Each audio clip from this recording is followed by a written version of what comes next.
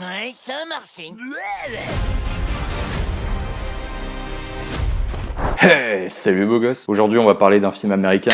Alors pour l'occasion on prend le symbole de l'Amérique et on le boit à la tasse. C'est incroyable. Putain les Américains, qu'est-ce que je vous aime. Ah y a pas à dire, durant la guerre froide j'aurais été de votre côté, vous inquiétez pas. Mais c'est pas le sujet du jour. Aujourd'hui on va parler d'un film américain à gros budget qui envoie du lourd. Alors c'est pas Fast and Furious parce que Fast and Furious c'est des classiques du cinéma, surtout les derniers, moi j'adore. C'est bourrin, c'est beauf, c'est français en fait dans l'idée. Je suis un peu sur les nerfs et en même temps on va parler d'un film de fou que je pensais jamais parler. On va parler de Space Jam Nouvelle Ère. Alors le titre en français est pas très beau, je crois qu'il s'appelle à peu près de la même façon mais traduit en anglais du côté de l'Amérique. Et je suis trop content, c'est pour ça que j'ai sorti la canette et le bandeau. C'est que je pensais pas que j'allais parler un jour d'un nouveau film Space Jam. Moi j'ai vu le premier quand j'étais tout petit et en même temps c'est pas si surprenant que ça. Dans une façon où à Hollywood aujourd'hui on aime bien s'inspirer de tout ce qui a cartonné dans les années 80-90 pour en faire quelque chose de plus actuel et toujours essayer de plaire à une nouvelle génération aujourd'hui plus actuelle, plus moderne et ce genre de choses. Alors évidemment ça va pas convenir à tout le monde mais on va essayer de rentrer en détail dans notre film du jour, à savoir la critique de Space Jam Nouvelle Ère.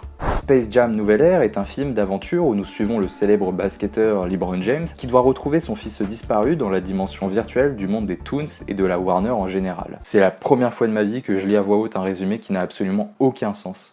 Pour ce faire, le basketteur doit participer à un tournoi de basket pour espérer retrouver son fils face à des adversaires redoutables qui regorgent de surprises. Et je sais exactement ce que vous allez me dire, que ça n'a aucun sens, que c'est pas crédible, que l'histoire elle paraît totalement enfantine, écrite par des enfants de 3 ans. Le truc c'est quoi? Aussi débile que ça soit, le film se prend au sérieux du début à la fin, il propose son truc, il prend tout au premier degré, je rigole même pas, c'est tout qui est vraiment pris d'une façon extrêmement sérieuse au niveau de son univers, je parle pas au niveau du ton du film, Vraiment tout ce qui est proposé dans le film au niveau de son histoire, même si elle est pas très développée, tout est pris au premier degré, tout paraît du coup extrêmement crédible, et du coup ça fait qu'en tant que spectateur t'es obligé de rentrer dedans, le film vraiment t'y oblige. Et c'est vraiment le côté qui ressort du film je trouve, et c'est plutôt un avantage, c'est son côté un peu liberté. On dirait presque un enfant, non pas un enfant, on dirait un adolescent qui veut prouver que c'est lui le meilleur. Ce film c'est exactement ça, c'est un adolescent qui veut prouver qu'il est le meilleur. Alors pour ce faire il va tout miser à fond, que ce soit son histoire qui n'a aucun sens, il va faire des effets spéciaux dans tous les sens, il va faire des explosions de couleurs, des moments extrêmement dynamiques, des scènes avec un peu d'humour, et tout un tas d'éléments qui, vraiment c'est un adolescent qui a conçu ce film, il a un côté presque enfantin, et il y va à fond, il appuie sur tous les boutons, et il essaie de faire en sorte que tu sois intégré en tant que spectateur et que tu passes un moment de divertissement vraiment original. Ça me rappelle un peu le côté Looney Tunes, passe à l'action, si vous avez vu ce film, c'est un film que j'adore. Avec Space Jam, ils partageaient des points communs dans l'idée, et ils arrivaient à se destiner aussi à un public peut-être un petit peu plus mature et à un public peut-être moins large. Et là, le problème de ce nouveau Space Jam, c'est un petit problème, mais vous inquiétez pas, le film ne regorge pas de problème, en tout cas de ce que je considère. Le film possède un petit défaut, c'est que tu vois vraiment, il se destine à un public assez large, il souhaite convenir à tout le monde. Et ça, c'est quelque chose que peut-être on avait moins ressenti sur les deux précédents films que je vous ai cités. Et du coup, là, ça peut un peu le desservir dans l'idée parce que du coup, on a un peu la sensation que c'est fait pour plaire à tout le monde. Et du coup, forcément, c'est pas le genre de film qu'on aime voir, nous, les cinéphiles, les spécialistes, ceux qui sortent du lot, ceux qui sont la crème de la crème. Je rigole, bien évidemment. Et le principal problème, c'est pas qu'ils se destinent à tout le monde, ça je m'en fiche. Les 3/4 des blockbusters font ça maintenant, ils essaient d'être vraiment très dans leur format très actuel. Le problème, c'est que du coup, le film, contrairement au Looney Tunes passe à l'action, même si c'est pas le meilleur exemple, mais contrairement au premier Space Jam, c'est qu'il manque un peu de richesse parfois, de sous-texte ou de complexité qui le ferait ressortir du lot.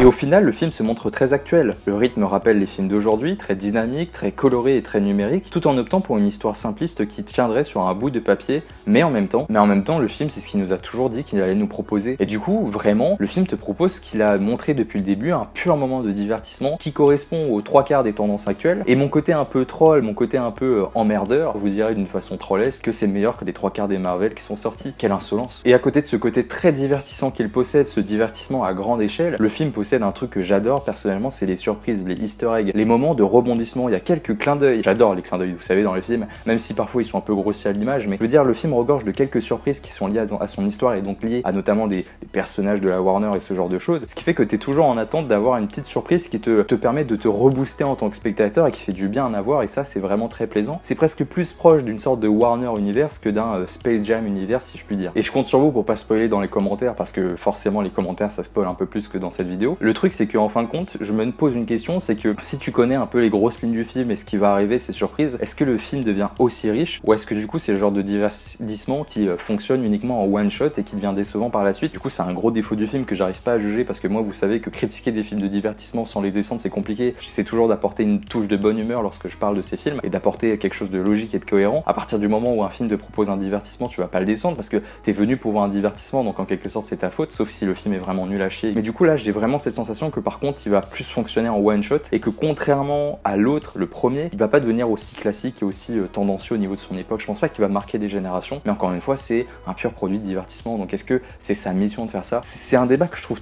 tellement fascinant de savoir si les films de divertissement ils doivent en faire plus que ce qu'ils proposent en fin de compte.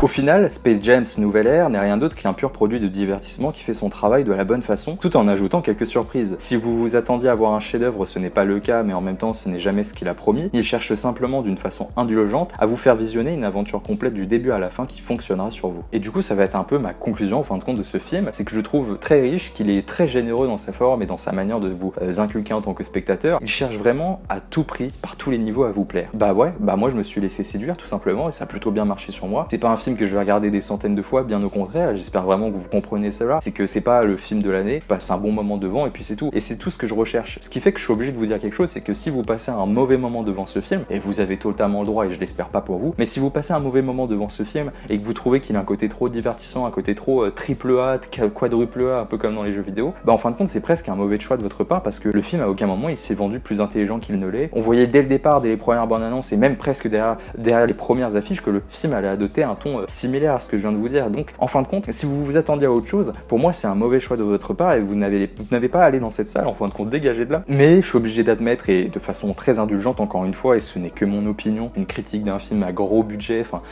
ça n'a aucun sens déjà de base. Pour moi il ne va pas rester autant dans les mémoires que le premier. Déjà le premier avait des défauts je trouve personnellement, un film qui était bon, qui était très bien, qui fonctionnait super bien, j'ai passé des bons moments devant mais je voyais quand même des grosses ficelles. Je suis curieux de voir parce que je pense pas, même si j'adore LeBron James, je trouve que dedans même il joue très bien et il joue de sa manière, c'est très simple, c'est le cliché du papa, il y a rien de surprenant et ce genre de choses, mais on l'aime, il incarne une forme de sympathie, il est grand, il est baraqué, il a une belle gueule, enfin tu vois, il est souriant, tout ce qui va avec. Mais je pense pas que ça va rester dans les annales, même s'il y a LeBron James dedans. Je pense pas que ça va être un gros classique et un gros chef-d'œuvre qui ressortira régulièrement en Blu-ray 8K, 12K dans un futur proche. Encore une fois, soyez très indulgents par rapport à lui, parce qu'encore une fois, c'est pas le cinéma que tu regardes le dimanche en mode sérieux où tu peux écrire des thèses et des antithèses dessus. C'est du pur produit de divertissement américain et c'est pour ça que j'ai sorti le bandana et la canette encore une fois. Bah du coup voilà, j'espère que vous avez passé un bon moment en ma compagnie. N'hésitez pas à commenter, à liker, à lâcher un like et faire tout ce qui va avec autour de cette petite vidéo YouTube. Puis de toute façon on se retrouve bientôt, il y aura sûrement des prochaines critiques qui vont arriver, je sais pas encore, je fais d'une façon aléatoire de ce que j'ai envie de voir également. Surtout prenez soin de vous, encore une fois abonnez-vous si ce n'est pas fait et puis à bientôt. Ciao bene les gars.